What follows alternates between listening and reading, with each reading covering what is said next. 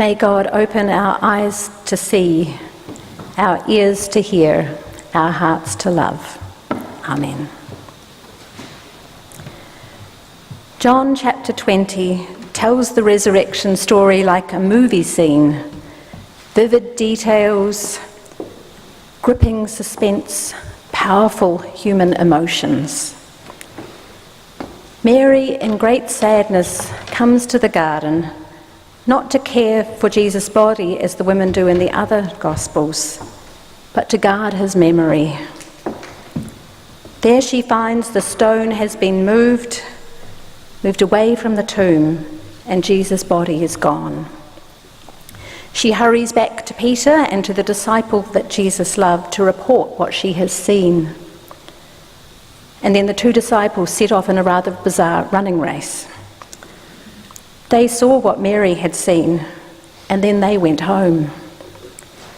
The narrative then returns to Mary, broken again in grief as she had been at the cross.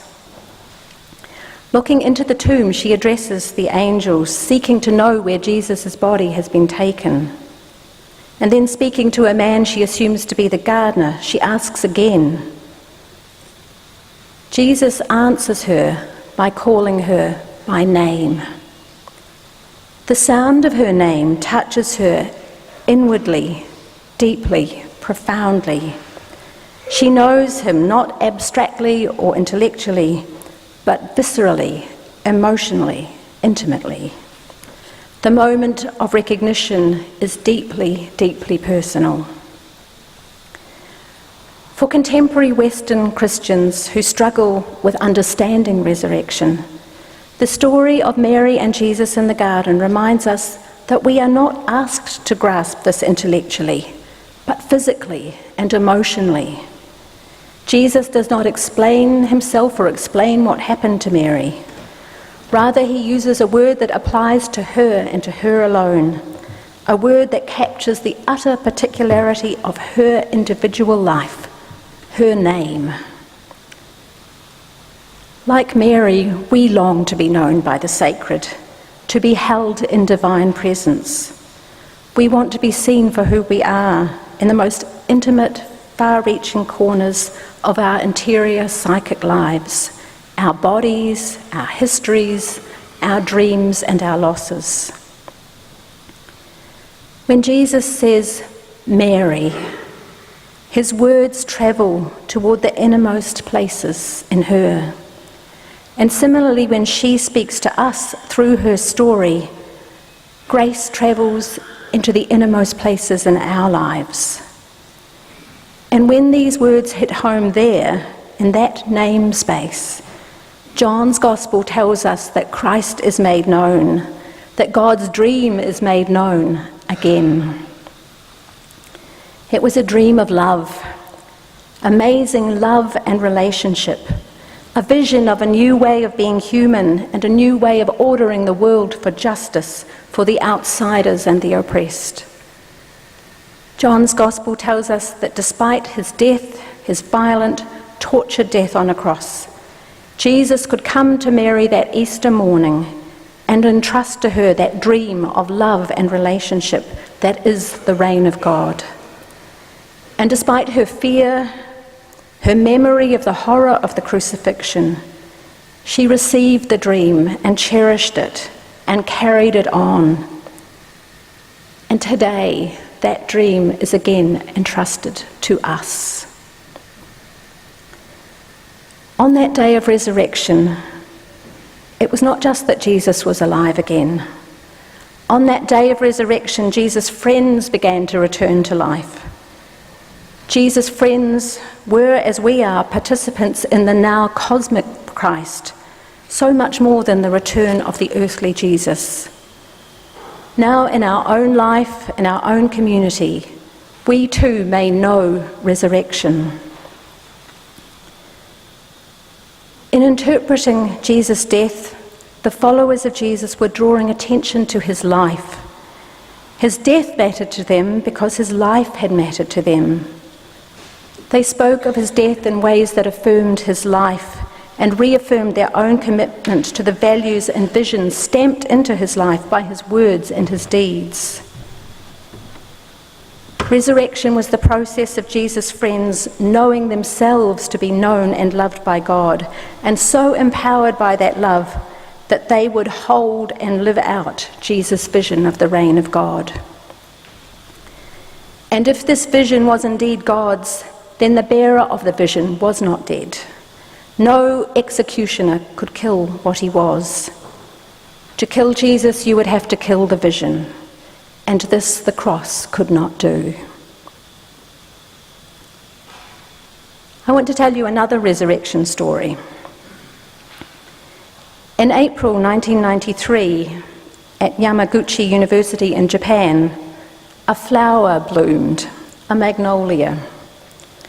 What made this flower so special was that it grew from a seed that was dated as being 2,300 years old. The seed had been found 11 years earlier in an ancient tomb near Hiroshima.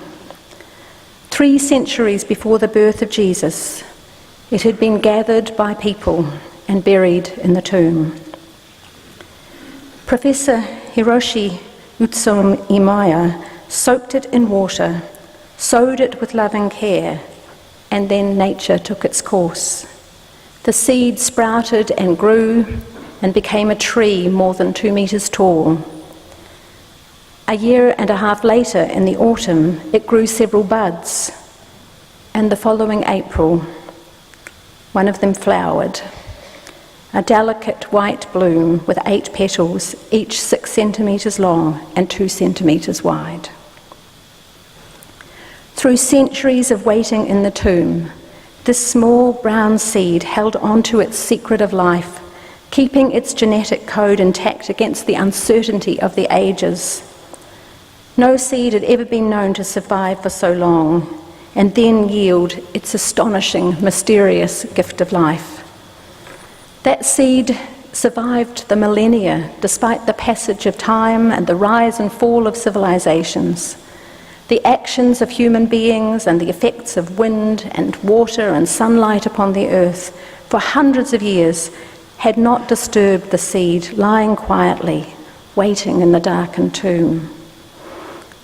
The seed was forgotten by humankind, but not forgotten by creation itself. It still carried the potential to become a flowering magnolia. That little seed is full of mystery for us, because we don't know everything there is to know. It is a miracle because we cannot completely understand it.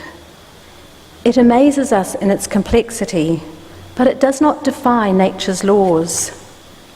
Mystery that it is, the resurrection of the seed was in keeping with the order of things. The seed hung on because it had not yet fulfilled its mission. The code for its blossoming and for its reproduction and the means of survival of the species remained packed in that small seed, unfinished, ready, waiting for the gardener who would gently act to release the power of life. In John's resurrection story, we are told that Mary Magdalene mistook Jesus for the gardener. Jesus was a gardener, the gardener of his own soul. He had a mission to fulfill as a prophet of the new reign of love and justice, mercy and forgiveness on earth. Even after his death, the spirit of his life and teachings have continued to flower and have planted their seeds in human consciousness. Like Jesus, we too must be gardeners of the soul. If you are alive, then your work on earth is not finished.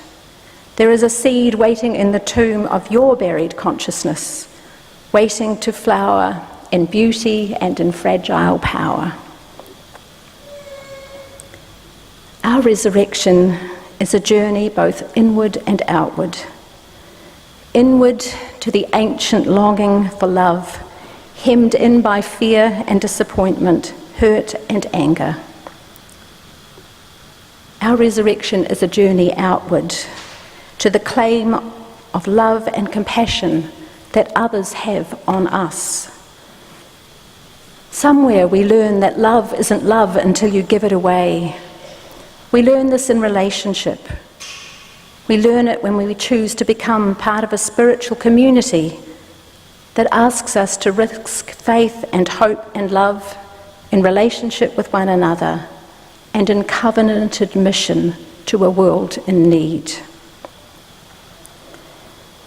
The community of Pitt Street Uniting Church hasn't endured for quite as long as that seed, but it has endured for over 180 years and has been a source of spiritual resurrection and renewal for many people, past and present.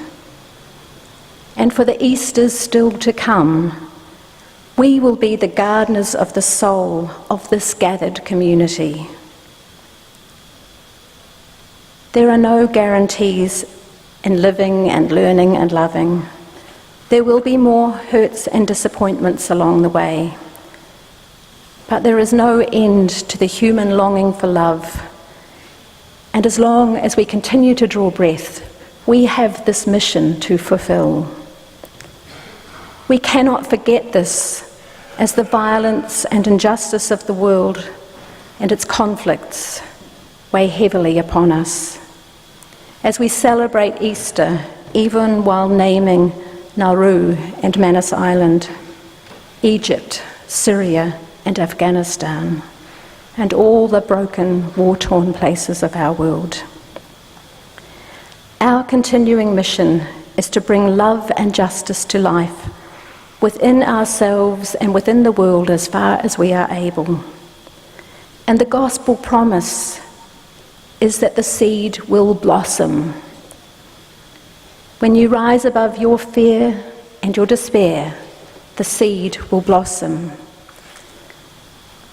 In all the tragedy that still surrounds us, choose to act, to agitate for change, and to work for justice. In touch with your own divine essence, break through the shell of fear that keeps you from blossoming into sensual, earthy humanity. Resurrection is all around us. Resurrection is in us, if we will but hear it calling us by name. Wherever our humanity is shared, wherever we live in just relationship with the earth and its creatures, resurrection is here and now. Amen.